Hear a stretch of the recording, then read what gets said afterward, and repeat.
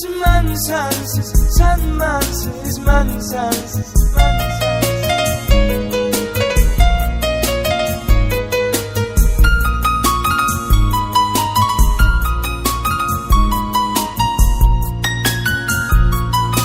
Hara gedirəm qanı qara, soruşurlar nə olub sana, dərdimi deyə bilmirəm, axı hər yoldan ötənə. O hamıdan yaxşı bilir məni kim salıb bu günə.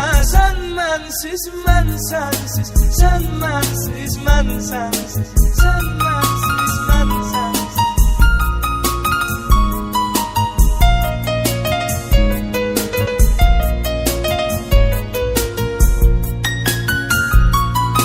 Gecə gündüz xəyalımda gün unutmaq elə asan. Mən o günü gözləyirəm, gəlib mənə yalvarasan. Hara gedirəm, hara baxıram, elə bilirəm yanımdasan. Sən mənsiz, mən sənsiz, sən mənsiz, mən sənsiz.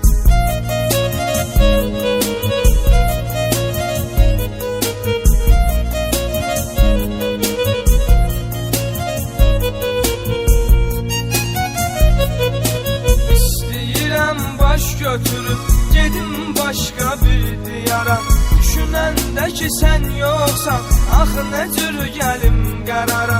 Məni yaxşı tanıyırsan, dözmərəm bu intizara. Sən mənsiz, mən sənsiz, sən mənsiz, mən sənsiz.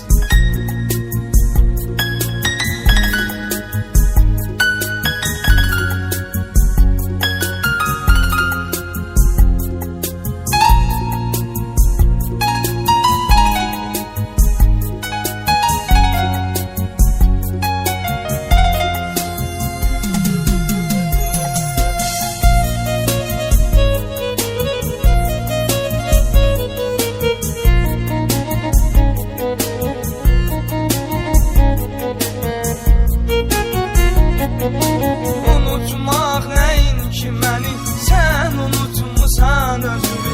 İstəmirəm görüm sənin qara ağlayan gözünü.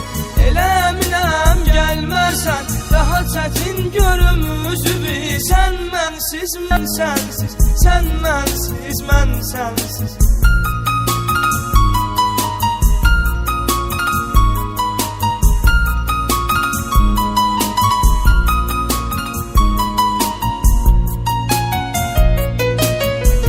İnsan ilan kimisan, qanım öyrəşib zəhərə.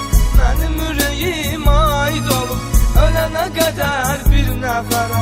Uşaq kimi ağlayıram, sesim çatıbdı göylərə. Sən mənsiz, mən sənsiz, sən mənsiz, mən sənsiz.